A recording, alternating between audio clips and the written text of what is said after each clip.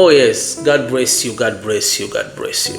Leo nitazungumza siri nzito zinazoshusha thamani ya mwanamke na kuwafanya wanawake wengi washindwe kuolewa, hata kama wakiolewa waachike mapema. Biblia iliwahi kuwazungumza wanawake wengi ambao walikuwa na hekima.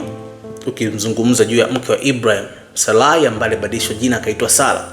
Ukizungumza juu ya Malkia Esther, ukizungumza juu ya Abigaili, ni miongoni mwa wanawake walikuwa na hekima zaidi. Ukizungumza juu ya hekima ya mama wake Yesu, Bikira Maria, na wanawake wengi hodari. Sasa leo nitafundisha vitu vitano vinavyoshusha thamani ya mwanamke, inamfanya mwanamke ashindwe kuolewa. Hata akiolewa anajikuta anaachika tu. Utakuta mtu ana ndoa 4. Ya kwanza ni kukosa nidhamu, kutokujiheshimu. Yeye mwenyewe tu ajiheshimu. Anavaa mavazi ya tupu hivi na hivi, anashindwa kujistiri, ongea maneno ya ovyo mbele za watu. Ya pili ni kuongea sana,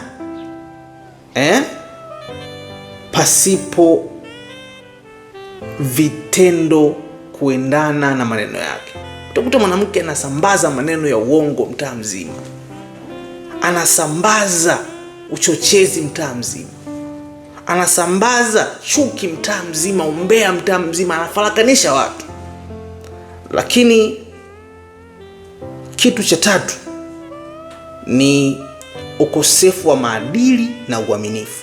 Mwanamke ambaye sio mwaminifu kwa mchumba wake, sio mwaminifu kwa mume wake, sio mwaminifu kwa jamii, mara nyingi wanawake wa hivi huwa hawafiki mbali. Hata kama ameolewa, anaweza sitoboe sana.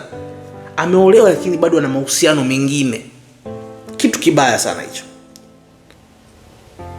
Cha tatu kinachopoteza thamani ya mwanamke ni kujidharau na kutokujiamini, kuepuka kujituma.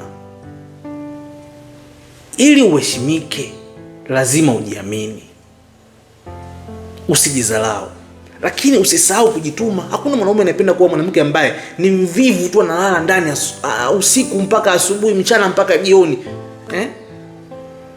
Lazima ujitume, uongeze kipato ndani ya familia. Kitu kingine ni ubinafsi na uchoyo. Kuna wanawake wanachukia ndugu za wanaume bila sababu ya msingi.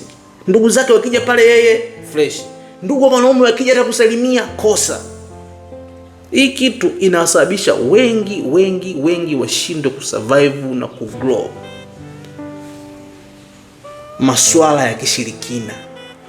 Utakuta mwanamke ameolewa, mume wake anampenda tu, ngoja nikamloge kidogo azidi kunipenda zaidi. Kutokuridhika ni kitu kibaya zaidi.